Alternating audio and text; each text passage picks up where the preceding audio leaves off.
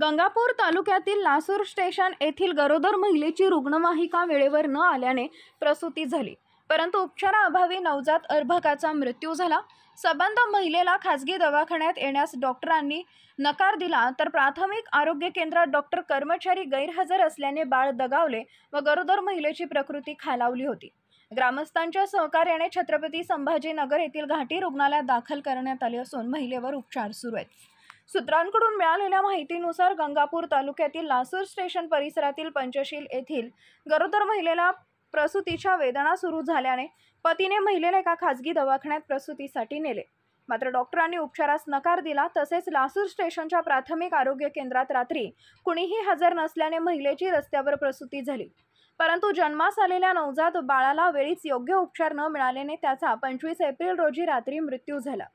ही गंभीर घटना लासूर स्टेशन इथे घडली असून याबाबत मृत पावलेल्या नवजात बाळाच्या वडिलांनी या प्रकरणाची सखोल चौकशी करण्याची मागणी रुग्णालय प्रशासनाकडे केली आहे। लेडीजला आमच्या ब्रीडिंग चालू झाली रक्त आणि ते असं मुलगा 5 महिन्याचा असाच दवाखान्यामध्ये गेले होते का? हा दवाखान्यात गेलतो ना औरंगाबादला। नाही इथल्या लासूरच्या। मग नंतर संध्याकाळी येऊन परत मग तिकडे गेलतो लासूरच्या दवाखान्यात। हा त्या पेशंटची मी सर्व माहिती घेतली आमच्या गट प्रवर्तकाकडून। ते लासूर स्टेशन येथील 6 महिन्याची गर्भवती होती आणि तिला घरीच म्हणजे ब्लिडिंगचा त्रास सुरू झाल्यामुळे इनकम्प्लीट ॲबॉर्शन होण्याची शक्यता होती, त्यामुळे तिला म्हणजे घाटीला रेफर करणे आवश्यक होते। पण सध्या आमची प्राथमिक आरोग्य केंद्र जुनी इमारत पडल्यामुळे सध्या जागा उपलब्ध नसल्यामुळे आम्ही उपकेंद्र सावंगी येथील आमच्या सब सेंटरमध्ये तात्पुरती ओपीडी आणि आयपीडी व्यवस्था चालू केली आहे।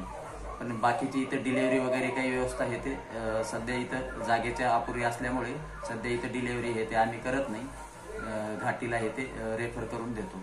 परंतु त्या पेशंटला रात्री 108ची गाडी थोडी उशिरा उपलब्ध झाल्यामुळे त्याची ब्लिडिंग वगैरे झाली आणि तिचं ॲबॉर्शन घरीच झाल्याचे समजले। गरोदर महिलांना रुग्णालयात दाखल करण्यासाठी शासना क्रमांकाच्या रुग्णवाहिकेतून मोफत सेवा देणं नियमाने बंधनकारक होते, परंतु गंगापूर तालुक्यातील आरोग्य यंत्रणेच्या बेजबाबदार कारभारामुळे रुग्णालयाकडून कोणतीही सेवा मिळाली नाही। वेळेवर रुग्णवाहिका न आल्याने महिला रस्त्यावर बाळंत झाली, परंतु उपचाराअभावी बाळाचा मृत्यू झाला। विजन प्लस न्यूजसाठी अलीम चाऊस, गंगापूर।